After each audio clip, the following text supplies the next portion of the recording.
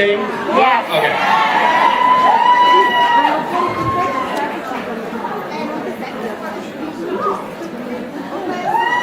This is an awkward transition where it's like me on stage alone, and that means half of the people leave. Where's everybody?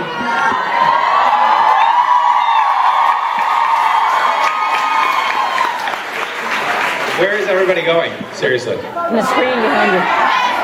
Jared, face what? To the bathroom. That's fair. What?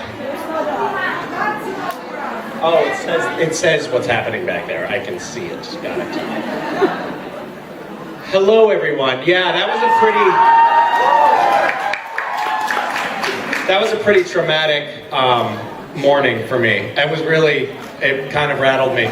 And Cliff came over to pick Jared and Jensen up, and the very, very graphic bathroom sex was playing on the screen, and at that point we were just sitting on the couch like this watching, and Cliff came in and sat down. I was like, hey guys, we gotta get going, and he sat there for about 2 minutes before realizing what was on the screen, and it was sort of like a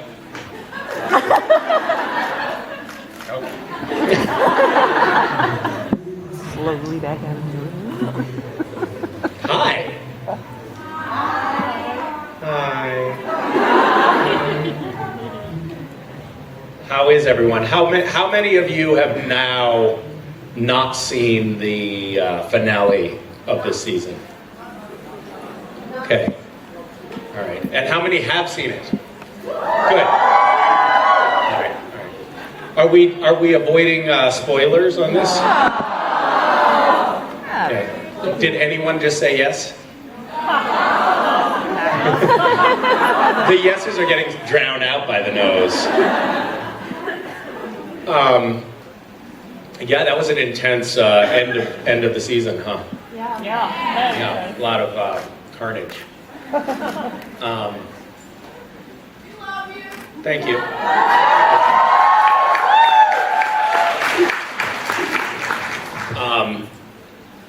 Great. Does anybody have any questions? Yes. Okay. What? I wanted to know how Cass' idea of home has changed during the years and the seasons. His idea of home?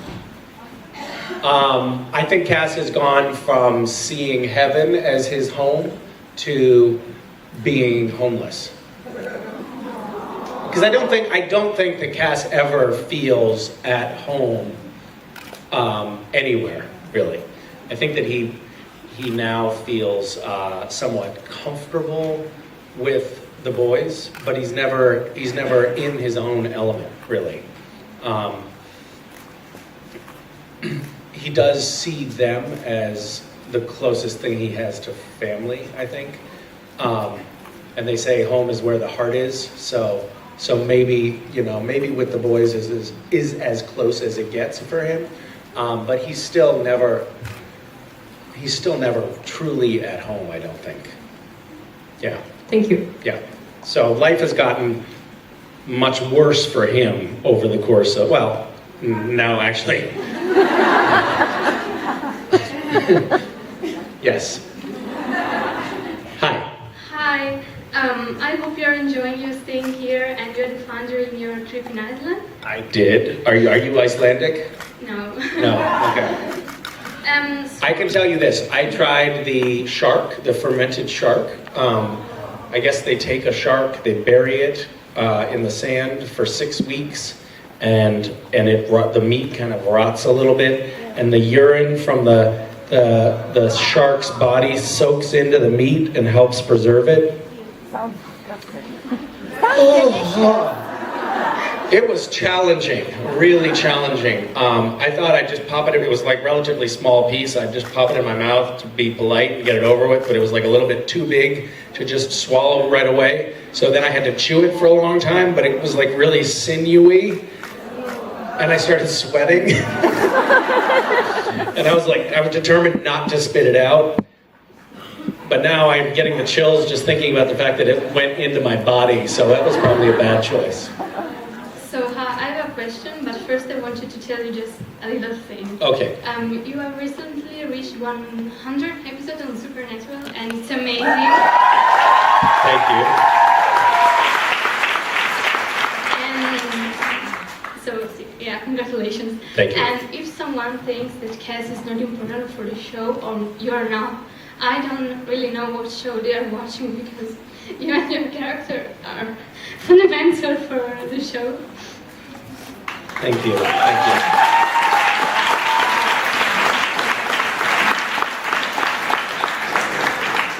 I wish for you and Oh my goodness. I feel so strange, like I want to give you a hug about this poor fictitious character.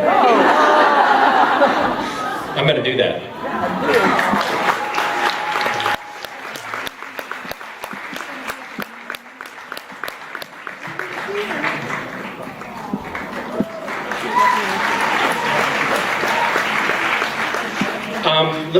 Here's what I'm going to say about Castiel's recent unfortunate events on Supernatural.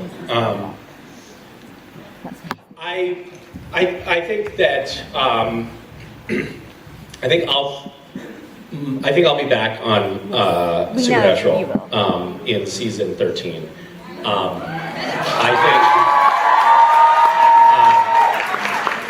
I think we will see Cass again, but the question is what this death does to him. Is I think the one to wonder about.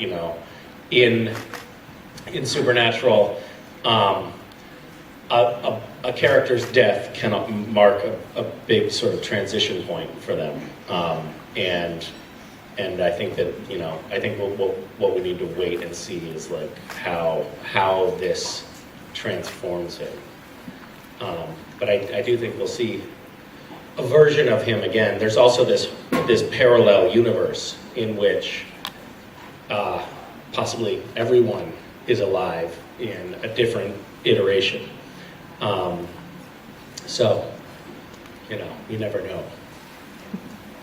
Yeah, so the question is, I love your face. She's like, yeah, that wasn't my question, but thanks for usurping my time at the mic. I love your family. So what's the favorite thing you like to do with your children? That's a good question. I really like just following their lead on things and letting them sort of take charge on something. I like going on little adventures with them, like we'll go into the park for a hike to try to find bugs or something like that, and we'll bring all kinds of tools to find bugs, like big nets and long poles and things that are heavy and completely useless. So I like doing stuff with them like that, and I like when they say the strange things that children say and ask the questions that they ask, because they are little reminders that that the world is full of wonder to new eyes.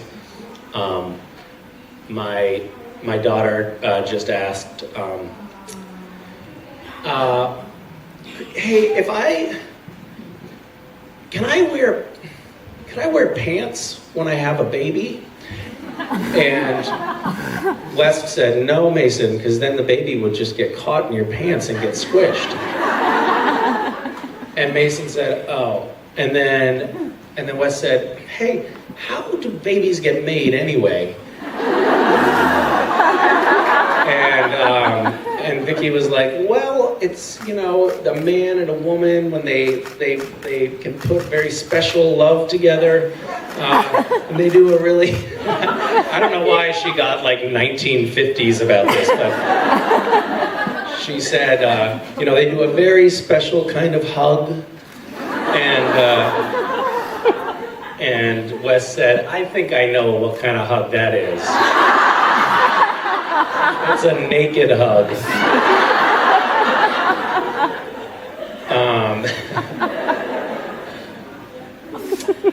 Anyway. Hi. Hi. I just wanted to know if you listen to Pink Floyd songs, and if you do, what is your favorite song? I don't know, the Wall.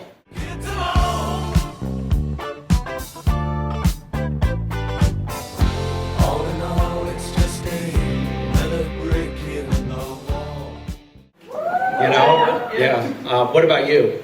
I like One of These Days and High Hopes. That's my favorite choice. Good choices. Yeah. I have to put, it's been a little bit of time since I've been listening to Pink Floyd. I've got to put it back in circulation. Okay, thanks for the tip. Right. Hi. Hi. My question is about last year's Gishmas. Yes. Specifically about that item that required us to donate to help Syrian refugees. And that had quite an impact on myself. So I was wondering what was the impact on you and what was your experience? So how many of you have done Gishwiz? Yes. Those of you who haven't, you should try it at least once. I think you'll love it. You can sign up now. We're doing registration now, and you can either sign up by yourself or you can join a team. We'll put you on a team if you don't have a team. Or you can ask people who just put their hands up and maybe they'll let you join their team. We did this we did this item last year I think it was maybe on Wednesday or something. It was sort of partway through the hunt. And it said, get 10 people, I believe, to donate to this fundraiser to raise money for this Syrian refugee family. We had found this family living in Lebanon. The mother had been shot in the spine and paralyzed, and she had been stuck in this tent for 2 years, had not been out of the tent in 2 years. And the kids in the family were in really dire circumstances as well. So we put this item in the hunt, and we didn't want to make it so that you had to donate if you were playing Gishwiz, but we made it so that you had to find other people to donate. So that was the challenge for this item. And we thought, if we can raise somewhere between $40,000 and $50,000, that will pay for them to get a house, that will pay for them to get the kids in school, and that will pay for the mom to get some medical attention. And that will pay for them for several years. So in the morning we woke up and there was already $60,000, which was like enough to take care of them for 5 years. And so we got on the phone to this amazing photographer named Giles Dooley, who lost 3 limbs to an IED. And so he only has one fully functioning arm, and yet he still travels around the world doing photo documentation of refugees in refugee camps. Just an incredible person. And he had told us about this family because he had done a story about them 2 years before, and he was really, even Angelina Jolie had interviewed him about this family. Like it got a ton of exposure, and yet that family was still living in the same shitty situation. Even though it had gotten press all over the world because he had reported on it, this family had nothing change for them. And he was feeling really depressed about this because he felt like, what's the point of my work? What's the point of telling these stories if telling the story doesn't change the circumstances of the people that I'm talking about? And so he was overjoyed to find out that we had finally gotten the money to get them into a totally different circumstances. And then he found another family for us, another family that had a heartbreaking story. The daughter in the family tried to kill herself twice because she wanted there to be enough food for the other kids in the family. And we got enough money for them and another family and another family, and it was just amazing. And it felt so, for me, you asked how I felt about it, it felt incredibly profound and also extremely exciting because I love the idea of turning doing good into a game so that we can actually have two different kinds of joy from the experience. One is the fun of playing a game, and the other is the deep gratification that you get knowing that you've actually materially changed someone's life. So the idea of bringing those two things together and having it actually work, I mean, a lot of times I feel like I have this sort of personality that says, yeah, let's try this crazy thing. And sometimes it doesn't work at all, and a lot of times I'm sort of asking people to trust me when they shouldn't. But when something like that happens and it actually works out, it feels really lucky and thrilling. So I felt great about it, to answer your question. And we're now getting the photos from these kids moving into their new apartments that Gishwas and Random Acts facilitated, and the girl, the 12-year-old who tried to kill herself, is now saying that she wants to be a doctor when she grows up, which is amazing.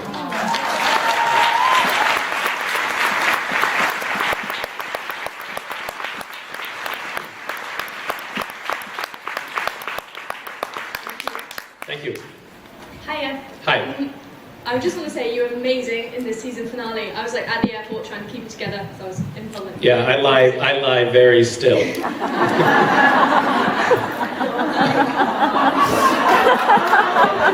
Slowly goes over the room. Quotes you don't want on the internet. Yes, thank you. But my question was, I'm going to like Vancouver and the West Coast of America in July, and I was wondering what your favorite things to do and what you would like recommend going to see. Well, I think you should probably go out to the islands, the San Juans, or the what are the Canadian islands called? Gulf Islands. Thank you. Those are pretty beautiful. It's actually kind of like the most beautiful place in America at that time of year. You can see killer whales.